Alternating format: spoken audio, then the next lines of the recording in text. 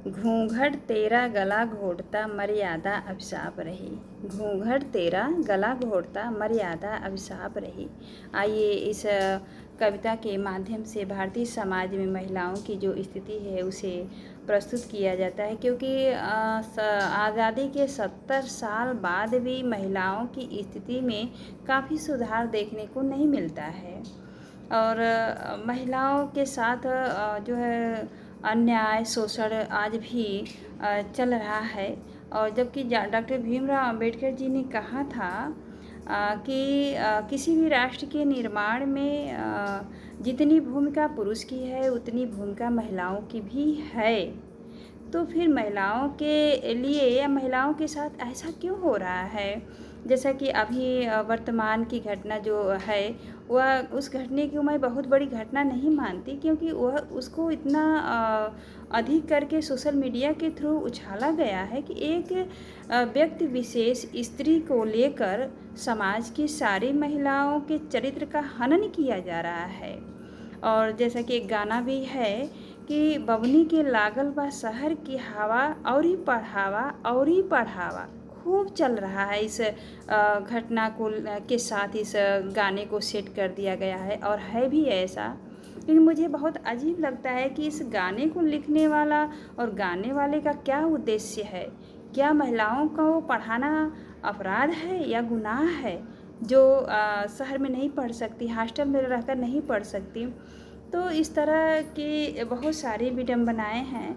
और इस विडंबनाओं के साथ एक कवि ने अपनी कविता के माध्यम से कहा है कि समाज में जो भारतीय समाज है, जो वर्तमान स्थिति है महिलाओं की और घूंघट प्रथा की जो विडंबना है वह आज भी व्याप्त है और गांव में तो काफ़ी व्याप्त है। जो भारत की काफ़ी जो जनसंख्या गांव में रहती है। तो आइए कविता प्रस्तुत करती हूँ। समर्पण की प्रतिमूर्ति कहूँ, समर्पण की प्रतिमूर्ति कहूँ, या लाचारी का नाम, नारी तुझे सलाम, नारी तुझे सलाम। सदियों से सेवा भाव लिए पैदा होती रही आज तक, खुद सदियों से सेवा भाव लिए पैदा होती रही आज तक, औरों को स्वयं खिलाती, औरों को स्वयं खिलाती, खुद का करती ध्यान नहीं, खुद का करती ध्यान नहीं। कोमलता कमजोरी तेरी, कोमलता कमजोरी तेरी, सुंदरता अभिमान रही, घूंघट तेरा गला घोटता, घूंघट तेरा गला घोटता मर्यादा अभिशाप रही। कवि ने कितनी बड़ी बात अपने 2 लाइनों के मध्य रख दिया है। देश की नारियों की जो मर्यादा है और घूंघट है उस के आड़े उनके साथ किस तरह का व्यवहार किया जाता है, या उनका जो कैरेक्टर है या उनका जो कैरियर है किस तरह से घूंघट में दबकर रह जाता है, उसकी बात कर रहे हैं। कि एक बार और इसको पढ़ती हूँ कि कोमलता कमजोरी तेरी, सुंदरता अभिमान रही, घूंघट तेरा गला घोटता मर्यादा अभिशाप रही। रूढ़िवादिता की बेड़ी में जकड़ी तुम लाचार रही, निर्धारित नियमों पर चलकर जीवन अपना साल रही, जीवन अपना साल रही। अब कवि जो है महिलाओं को आगे आने की बात करते हैं, जागरूक होने की बात करते हैं, अपने हक अधिकार लेने की बात करते हैं। तो किस लफ्ज़ में कहते हैं, सुनते हैं। अब जागो नारी जागो, अपने को पहचानो, अधिकार अपना ले लो और आगे बढ़ने की हिम्मत भी।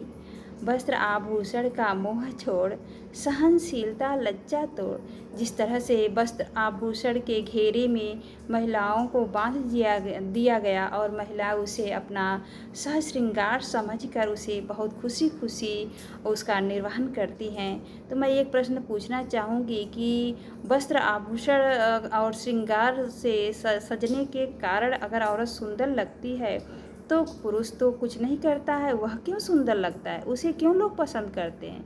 लेकिन यहाँ पे कवि जो है कहना चाह रहा है कि नहीं, वस्त्र आभूषण से हमारी श्रृंगारिकता नहीं हो सकती, ज्ञान से ही हमारा श्रृंगार हो सकता है। तो कह रहे हैं कि वस्त्र आभूषण का मोह छोड़, सहनशीलता लज्जा तोड़, उत्पीड़न की बाह मरोड़, आगे बढ़ो पार कर मोड़, आगे बढ़ो पार कर मोड़।